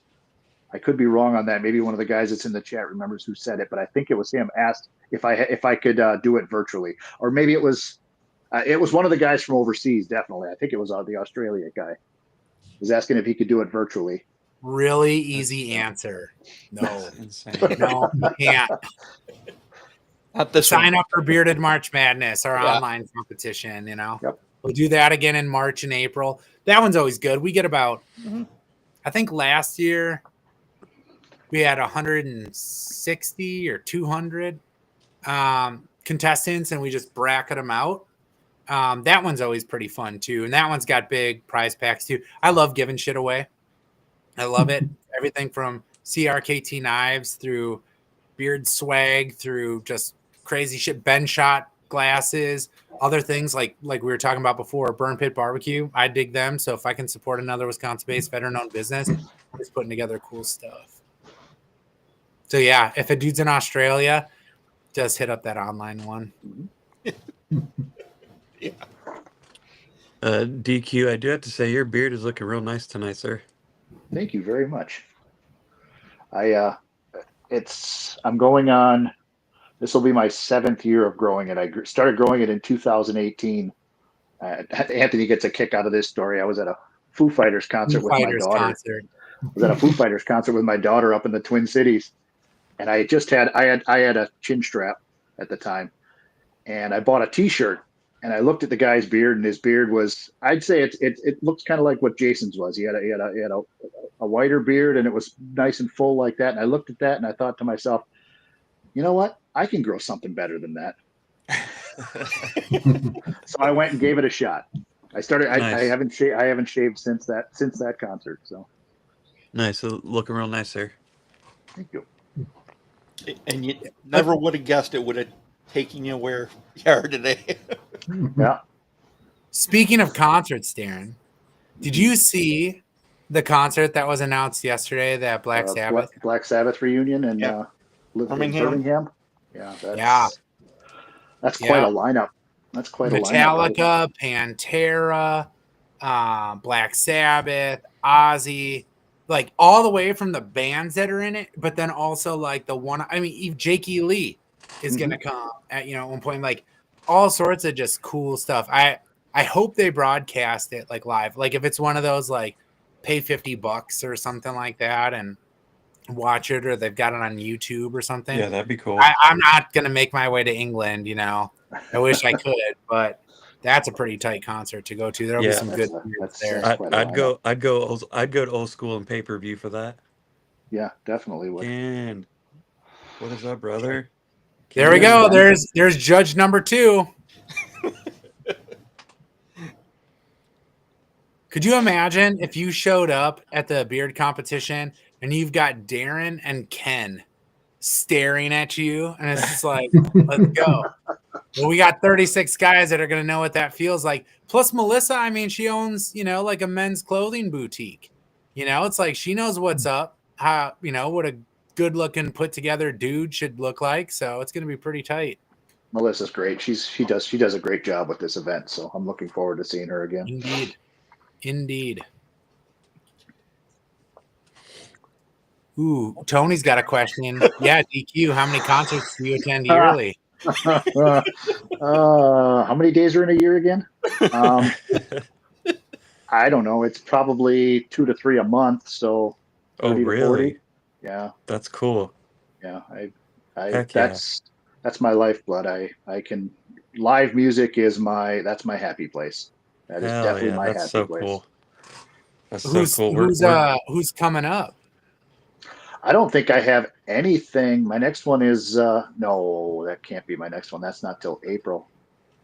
I got Bullet for My Valentine in April. Mhm. I got AC/DC this year. I got Lincoln Park coming down in Milwaukee in August. Lynch Mob was tonight. I was thinking of going to that, but I didn't, obviously. Did you go to Zach Sabbath in Milwaukee in January? No, I did not. I was in Dallas. I had to travel for work. The last concert I went to was Metallica, Pantera, and Wolfgang Van Halen's band down at Soldier Field in Chicago in August. Yeah, we did the one in Minnesota. Yeah. Figured the crowds would be less, but that stadium was nuts. It took us at least an hour just to get. Did you go both nights? No, we just went the one. But it took us over an hour to get from the front doors to our seats. Oh. I don't know how they do football games in that place. That's the same place. I haven't been up there yet for a show. That's where we're going to see AC/DC. So yeah, in Minneapolis. In Minneapolis, yeah, because my oldest daughter lives in the Twin Cities. So nice. Who's on the bill with AC/DC? Pretty Reckless. Tight. Yeah, I don't have anything on the docket. I was interested in seeing Coulter Wall. You know, Coulter Wall. He's coming to Milwaukee in February, but again, like my schedule between work and lit and then having a young family, it's like, dude, I'm lucky if I find time to just poop in peace, let alone like I was gonna say, when do you sleep? At night. But usually it's interesting because I'll be totally honest with you, like my wife is one of the most forgiving women you could ever find. So if I ask her for help while I'm at work, if I'm like, listen, can you label some bottles? Can you pump some wash for me? Can you get some samples ready for me? She'll do it. And that'll give me a lot of time back. That'll give me hours back when I get home. What I miss most is not sleep. It's the freedom to go out. I love hiking. I am not like, if somebody's like, hey, let's go for like a 3 to 5 mile hike. I'm like, that's a breath freshener. Let's go for 15 to 20. And like, I like to throw on a heavy ruck and just like go put my phone in my back pocket, maybe play like, I've said this many times, like the one thing that easily I listen to more than anything else, there's an AC/DC. It's like Bonfire is kind of like the album name, but it's kind of like old Bon Scott era live AC/DC, or the Metallica live in Moscow, like Tishino Airfield, like 1991, like concert.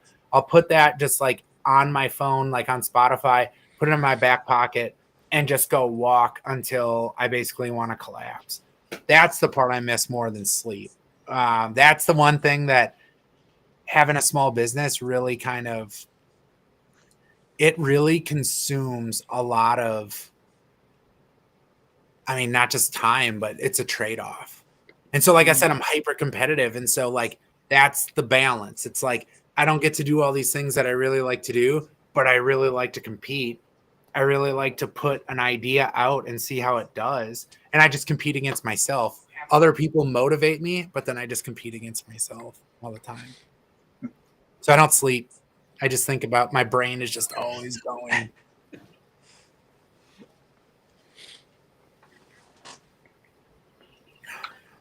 So I just figured out how to send a link to the chat. So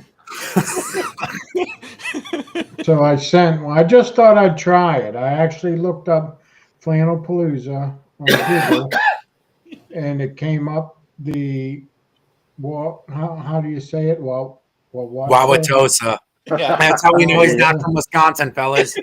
Yeah.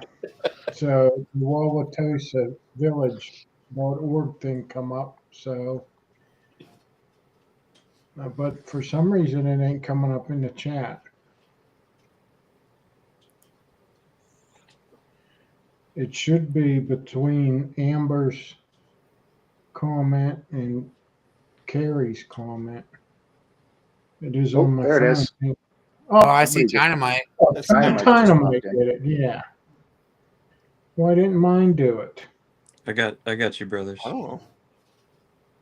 I have no clue. But anyway, yeah, that's a pretty cool site there. Yeah, and there's a lot going on. Yeah, Holding that events. that dude with the tappers right there. That's like, I don't know. Darren, do you remember that car? Or Scott, do you remember that car? It's like an old like wood panels. Oh, yeah. Yeah. And he's turned it into like a mobile tap station. Yep. Very Wisconsin, guys. All we do in Wisconsin is like we drink a lot. We love to cook food in parking lots. You know, just like shit like that. And then we like to go, like, we've got 3 solid months of good weather, 2 solid months of like, it could be okay.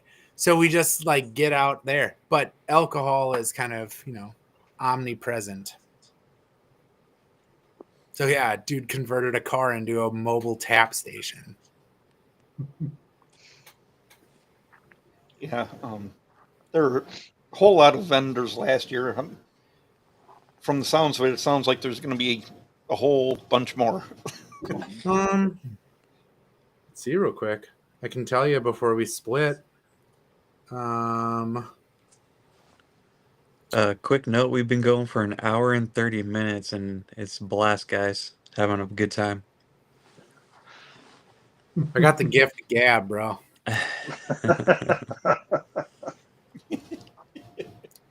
Alaska. Let's see here. Here's some of the names of people that'll be there.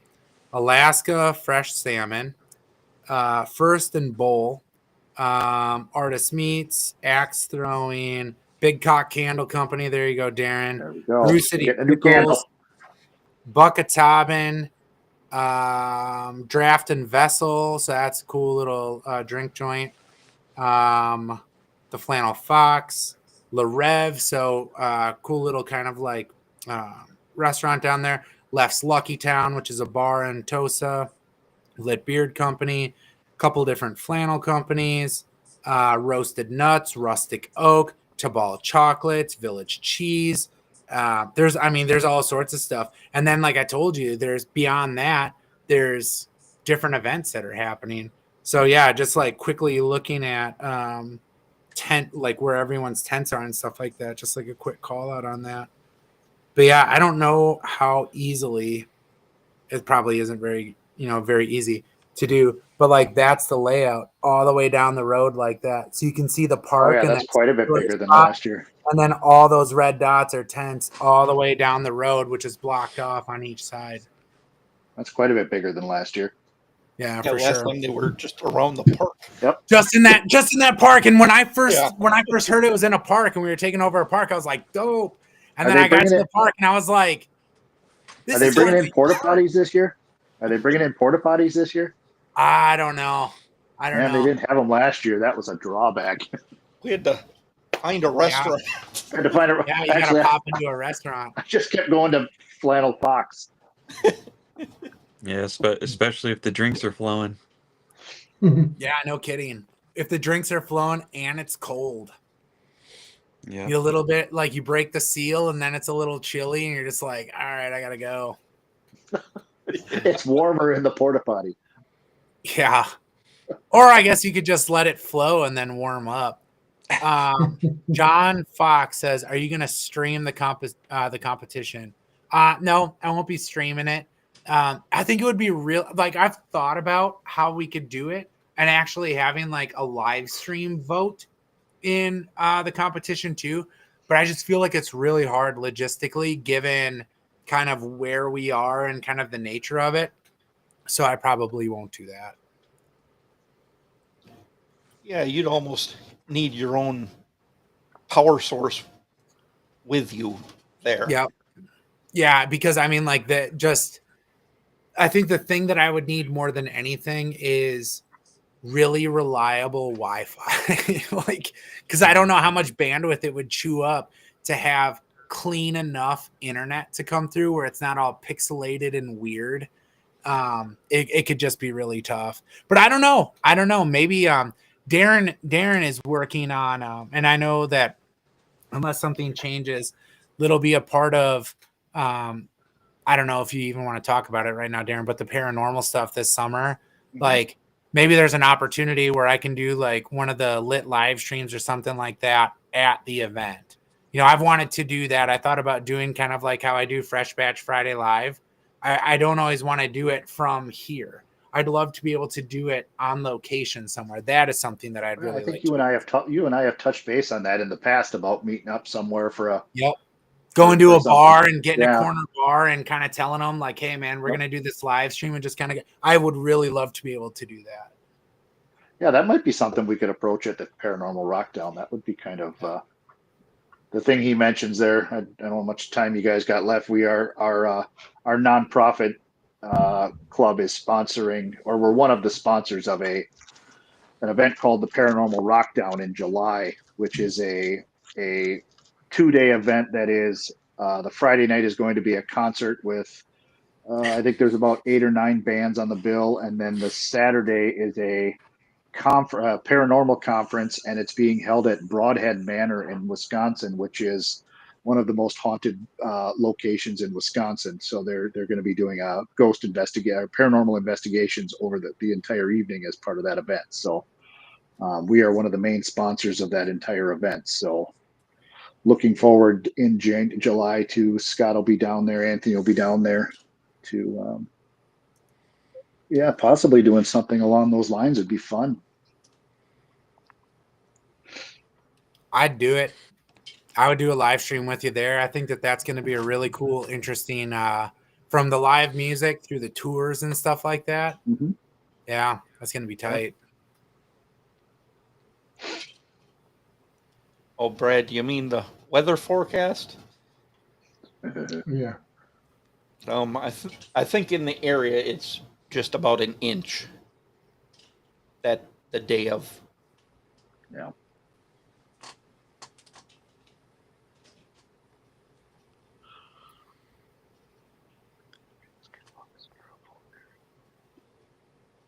I don't know.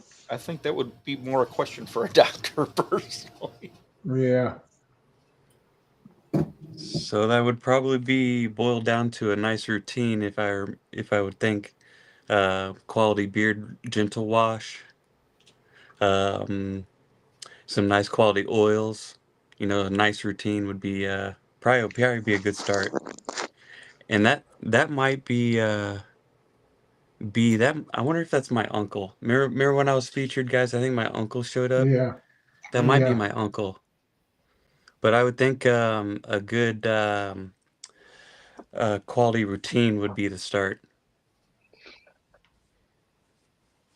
Yeah, well, yeah, definitely.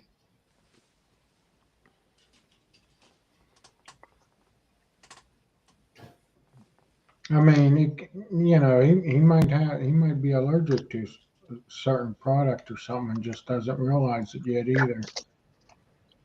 But yeah. And Amber says to try some tea tree oils. Yeah, that couldn't hurt. I know it is antifungal. But I'd maybe just try it in a small area to make sure it's not going to make things worse. Mm-hmm. Yeah. Yep.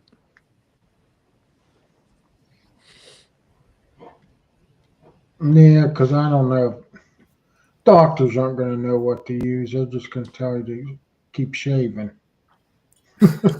Yeah, or put some type of medicated thing on that actually might kill the beard, you know. Yeah. Yeah, I tell you, I mean, without getting too political, but all these things you see on IG and stuff now posted about health, and it just makes you wonder, why do you even go to the doctor? It seems like your doctor doesn't know what he's talking about, and It's they just been it's definitely changed a lot in the last 20, 25 years, where they get you out of there, in and out of there a lot quicker than they ever used to, and they're more apt to just throw a drug at it immediately. Trial, and it's, and I've had the same primary care physician for 30 plus years now, but even him, it seems like he's changed. I remember I grew up with him basically, so he was kind of a, when I first started going to him, he had a book with him all the time. He'd have to resort to that, and now he's just kind of in and out, and it's even he's kind of fallen the way of that. Yeah, I had my primary care. He retired about 3 years ago, and that left a void because he was pretty thorough. He'd put hands on you, check you out. This doctor I got now, he's in and out, just trying medications and stuff. And well, one of the big things is too, I'm seeing now, is everybody's talking about this Ozempic. Well, the bad thing with Ozempic is it started out, most people needed it for diabetes, but now it helps you lose weight. So now all the Hollywood elites are got to take it. And now it's no good for you. If you take it for, what did I see today? If you've 18 months to 3 years, the bad side effects it has and stuff. So now I'm wondering, why did my doctor put me on it? Should I get off of it? And he keeps almost every time I go in there, he wants to know if I want to up the dose. I'm like, no, if it's controlling my sugar, I'm fine with where it's at. I don't need to up my dose. So, yeah, I just don't know anymore. I mean, do you believe your doctor? Do you believe what stuff's being said or wrote, or, I don't know. It's just, it's overwhelming. I think most times they just go into Epic, type in some information about you, and then it spits back out like, here's what we know about this cat and what you should do. Yep.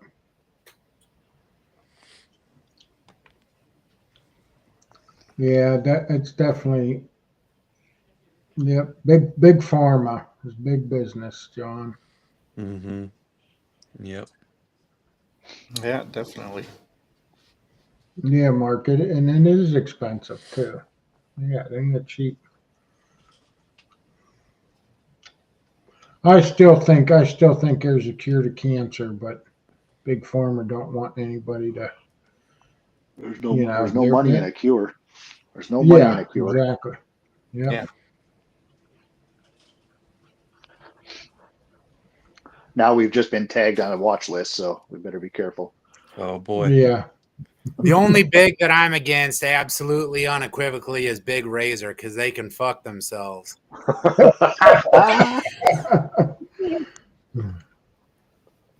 Big Razor.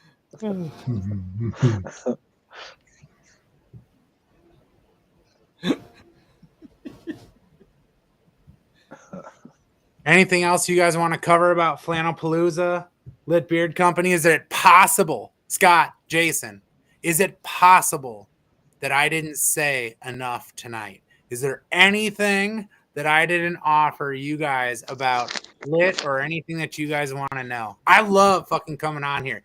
Every time I come on, I see in the comments, like, people are like, man, I dig that dude's energy. That dude's just like, every time I just dig it. I dig it. So anything else that you guys want to cover, want to know, anything like that, I am down to clown. Well, it just tell us about this one product you have. These those conditioning cubes. Yeah. So the conditioner cubes. So I used to make a liquid conditioner. So Lit Beard Company products. I have oils, I have balms, I have washes, I have beard and body soaps, I have apparel, all that stuff.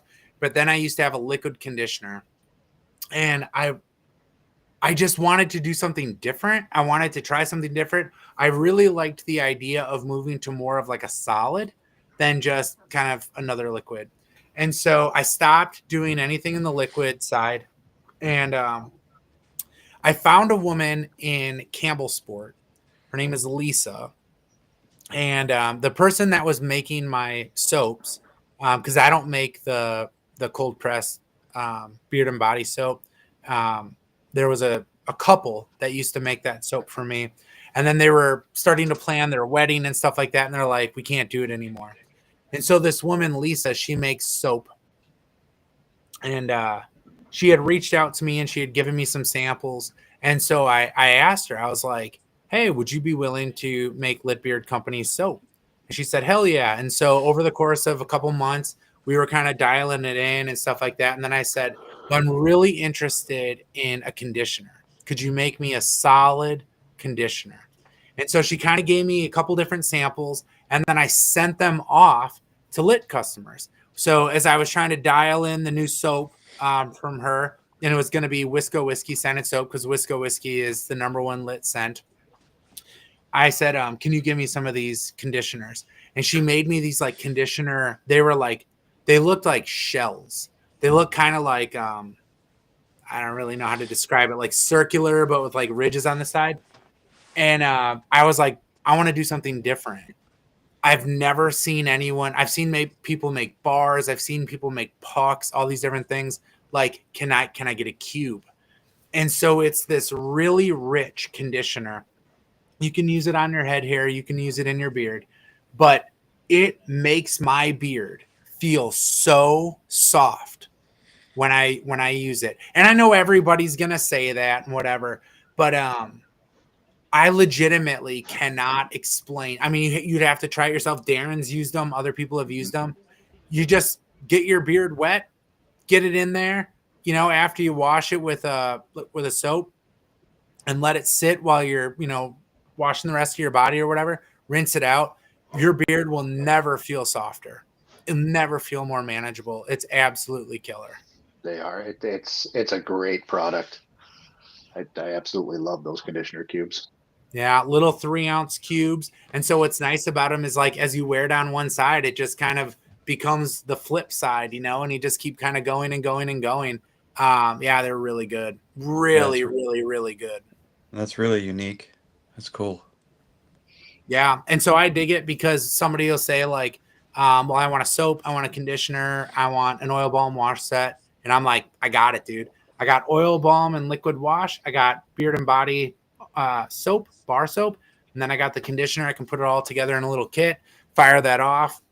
Yeah. And Wisco Whiskey is inspired by my favorite, Wisconsin Supper Club cocktail, an old fashioned. I like an old fashioned sweet. And unlike brandy, which I know everyone in Wisconsin would say it's sacrilege to do it with whiskey, but I prefer it with whiskey. So cherry, oak, and vanilla scented.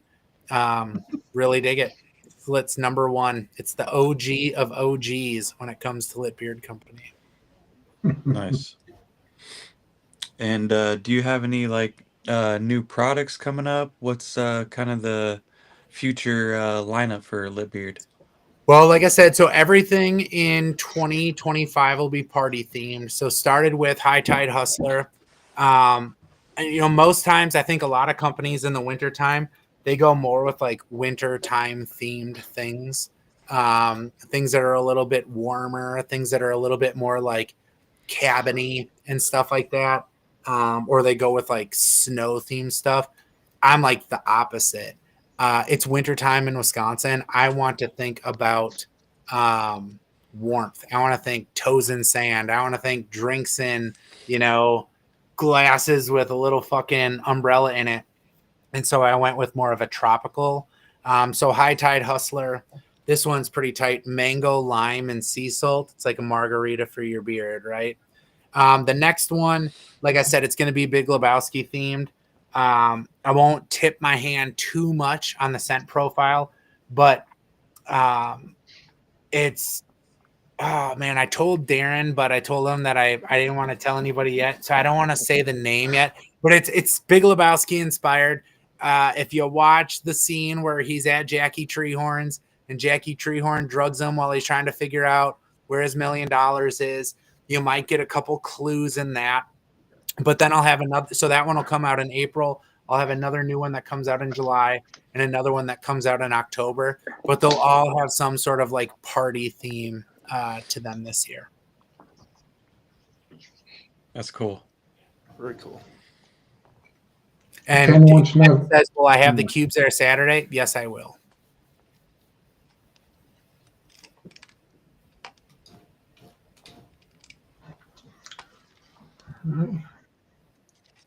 DQ, was there anything else you want to plug while you're on here? No, Rock we Down. talked a little bit about the Rock Down.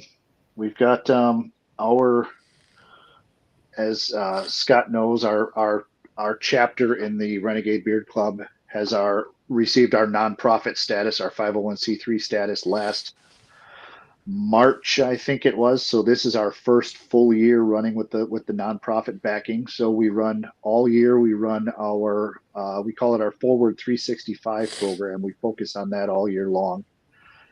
Basically, it's a year-long initiative that we take, and we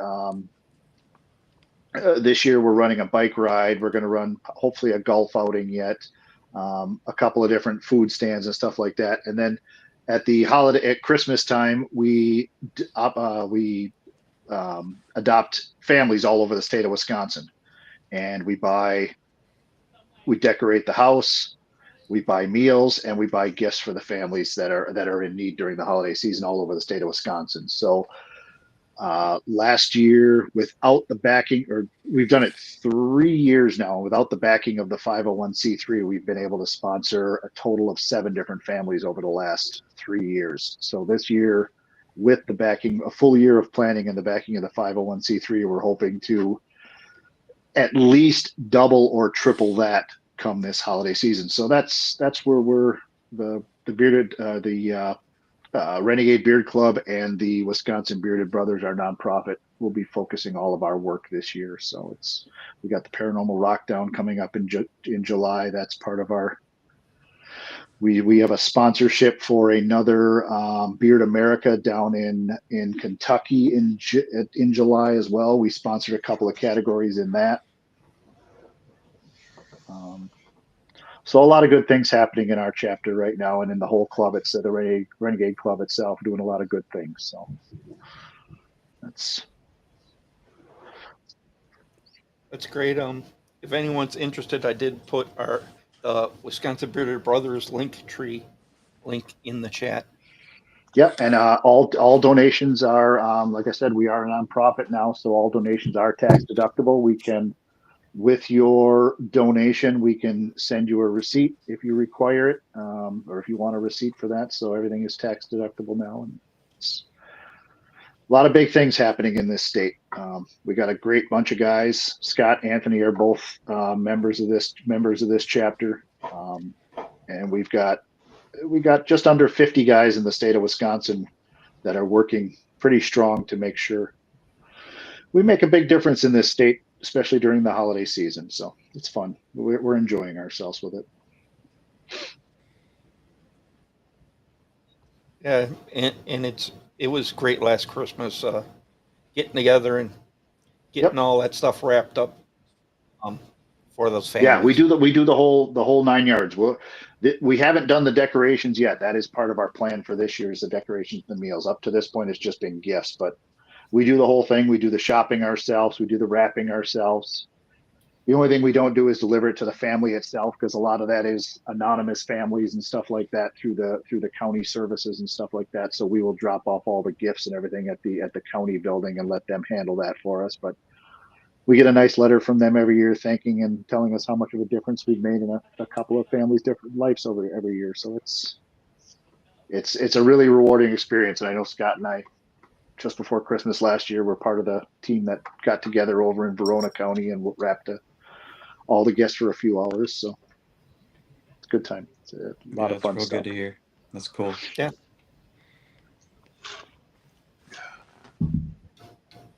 Yeah, appreciate everybody for helping out with the show tonight. Be a lot of fun on Saturday, definitely, and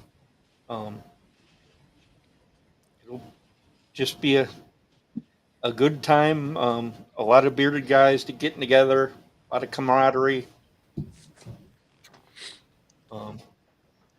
Thanks, Anthony, for putting it on. No sweat, man. I mean, I do the beard competition and Vend, man. It's Melissa and the Flannel Fox and the Tosa Village board, like that kind of like special event committee.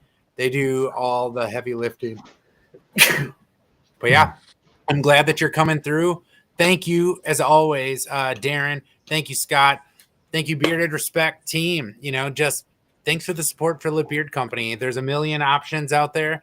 I appreciate the fact that you guys give me an opportunity to come spend some time with you. Maybe there's some people out there that have never heard about Lit Beard Company and now they do.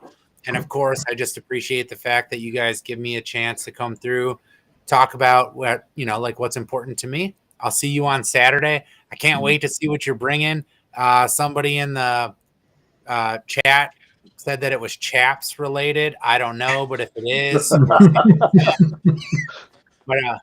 I look forward to seeing and a cutoff flannel. Let's go. Yeah, man. I look forward to seeing what you're coming with, man. I just looked it up a little bit ago. It'd take me over 9 hours to drive there. Now let me ask you. If you knew what Scott's getup was going to be, and it involved sleeveless flannel and chaps, how fast would you shave off those 9 hours? Like, could you do it in 8.5? Would you be doing 7 3/4? Like, what are you doing? I don't know. It may take me longer because the picture that I just brought up goes right through Chicago. So yeah, that adds time. So I'll just wait for Becky's picture. She's got big pictures. So. Yeah, well, this dude right up here in the chat saying, "Don't forget the chat butter." So people are giving you all the tips you need, man. Oh, that's quite all right. Well, thank you again. I appreciate the time. I appreciate the opportunity to come through. Like I said, it's been about 2 years since I was a guest on your show. Thanks for the opportunity. See you on Saturday. Darren, see you on Saturday. Thank you guys both. Dynamite, Jason, thank you guys for your support tonight. In the immortal words of Anthony from Lit Beard Company, Wisconsin-based veteran-owned wax tip beard oil, stay bearded and fuck razors. All right. Thanks, everyone, for tuning in. Check us out next Thursday. We have a notable beard company on. Respect the journey. All right, everybody. Have a good Friday. Night, guys. Later.